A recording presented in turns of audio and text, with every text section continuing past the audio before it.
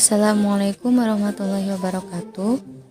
Hai teman-teman, perkenalkan nama saya Siti Tazkitul Aula dengan NIM 1908205006 dari Akuntansi Syariah kelas A semester 5 di IAIN Syekh Nurjati Cirebon.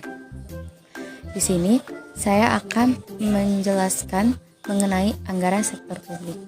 Sebelumnya, tugas ini saya buat semata-mata untuk pemenuhan tugas mandiri dari mata kuliah akuntansi sektor publik.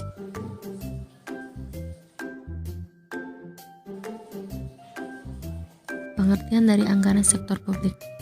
Anggaran sektor publik adalah pertanggungjawaban dari pemegang manajemen organisasi untuk memberikan informasi tentang segala aktivitas dan kegiatan organisasi kepada pihak pemilik organisasi atas pengelolaan dana publik dan pelaksanaan berupa rencana-rencana program yang dibiayai dengan uang publik. Untuk pembahasan selanjutnya itu mengenai fungsi-fungsi anggaran sektor publik. Fungsi yang pertama yaitu anggaran sebagai alat perencanaan atau planning tool. Anggaran sektor publik dibuat untuk merencanakan tindakan apa yang akan dilakukan oleh pemerintah, berapa biaya yang dibutuhkan, dan berapa hasil yang diperoleh dari belanja pemerintah tersebut. Fungsi yang kedua, anggaran sebagai pengendalian.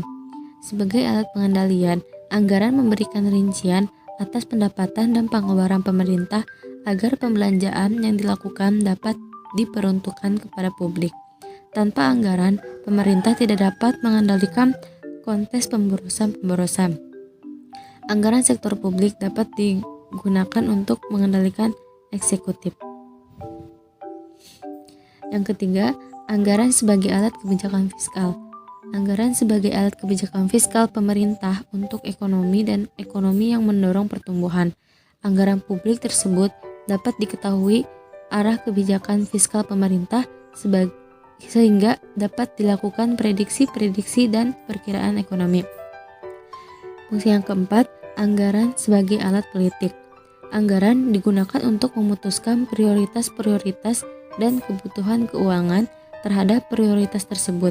Pada sektor publik, anggaran merupakan dokumen publik sebagai bentuk komitmen eksekutif dan kesepakatan legislatif atas penggunaan dana publik untuk kepentingan tertentu. Fungsi yang kelima yaitu anggaran sebagai alat komunikasi dan koordinasi. Anggaran kerja yang disusun dengan baik akan mendeteksi terjadinya inkonsistensi suatu unit dalam penyelenggaraan tujuan organisasi. Selain itu juga, anggaran berfungsi sebagai alat komunikasi antar unit kerja dalam lingkungan eksekutif. Fungsi yang keenam, anggaran sebagai alat penilaian kinerja. Kinerja akan didasarkan pada penilaian target anggaran dan efisiensi pelaksanaan anggaran. Kinerja manajer publik dinilai berdasarkan berapa yang berhasil ia capai berdasarkan anggaran yang telah ditetapkan. Fungsi yang ketujuh yaitu anggaran sebagai alat motivasi. Anggaran dapat digunakan sebagai alat untuk memotivasi manajer dan stafnya agar dapat bekerja secara ekonomis, efektif, dan efisien dalam mencapai target dan tujuan yang telah ditetapkan. Fungsi yang terakhir yaitu anggaran sebagai alat untuk menciptakan ruang publik. Anggaran publik tidak boleh diabaikan oleh kabinet, birokrat, dan DPR atau DPRD, masyarakat, LSM, perguruan tinggi, dan berbagai organisasi harus terlibat dalam proses penganggaran sektor publik ini. Untuk pembahasan selanjutnya yaitu jenis-jenis dari anggaran.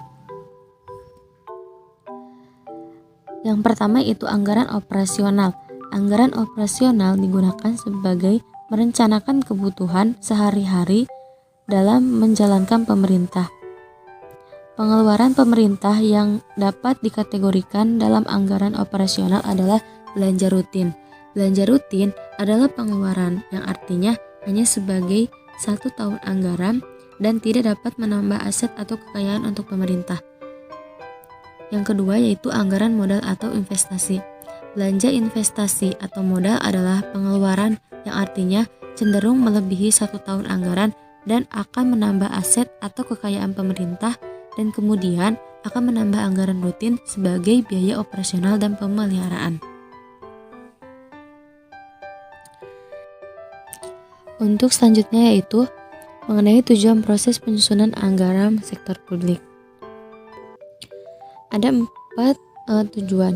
Tujuan pertama yaitu membantu pemerintah mencapai tujuan fiskal dan meningkatkan koordinasi antar babak dalam sekeliling yang terkait pemerintah. Yang kedua, membantu menciptakan efisiensi dan keadilan dalam menyediakan benda atau barang dan pembuatan dan perbuatan yang berguna untuk publik melewati proses pemprioritasan. Yang ketiga, memungkinkan untuk pemerintah sebagai memenuhi prioritas belanja. Yang keempat, meningkatkan transparansi dan pertanggungjawaban pemerintah untuk DPR atau MPR dan warga. Pembahasan selanjutnya itu mengenai tahap penyusunan anggaran publik. Tahap yang pertama yaitu tahap persiapan anggaran. Pada tahap persiapan anggaran diterapkan taksiran pengeluaran atas dasar taksiran pendapatan yang tersedia. Terkait dengan masalah tersebut, yang perlu diamankan dan diperhatikan adalah sebelum menyetujui taksiran pengeluaran, inginnya terlebih dahulu dilakukan penaksiran pendapatan secara lebih akurat. Selain itu, harus disadari telah tersedianya masalah yang cukup berbahaya jika anggaran pendapatan diestimasi pada masa bersamaan dengan pembuatan keputusan tentang anggaran pengeluaran. Tahap yang kedua itu tahap ratifikasi. Tahap ini merupakan tahap yang melibatkan proses politik yang cukup rumit dan cukup berat. Pimpinan eksekutif dituntut tidak hanya mempunyai managerial skill, namun juga harus mempunyai political skill, salesmanship, dan coalition building yang memadai. Integritas dan kesiapan mental yang tinggi dari eksekutif sangat penting dalam tahap ini. Hal tersebut penting karena dalam tahap ini pimpinan eksekutif harus mempunyai kemampuan sebagai menjawab dan memberikan argumentasi yang rasional atas segala pertanyaan-pertanyaan dan bantahan-bantahan dari pihak legislatif. Tahap yang selanjutnya itu tahap implementasi atau pelaksanaan anggaran. Dalam tahap ini, yang paling penting adalah yang harus diamankan dan diperhatikan oleh manajer keuangan publik adalah yang dimilikinya sistem atau informasi, akuntansi, dan sistem pengendalian manajemen. Untuk tahap selanjutnya yaitu tahap laporan dan evaluasi. Tahap laporan dan evaluasi terkait dengan bidang akuntabilitas.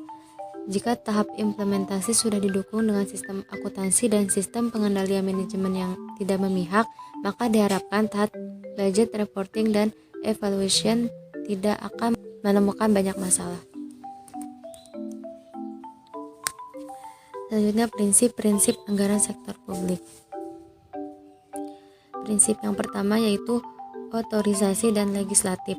Anggaran publik harus mendapatkan otorisasi dari legislatif terlebih dahulu sebelum eksekutif dapat membelanjakan anggaran tersebut. Yang kedua, komprehensif. Anggaran harus menunjukkan semua penerimaan dan pengeluaran pemerintah. Oleh karena itu, adanya dana non-budgeter pada dasarnya menyalahi prinsip anggaran yang bersifat komprehensif.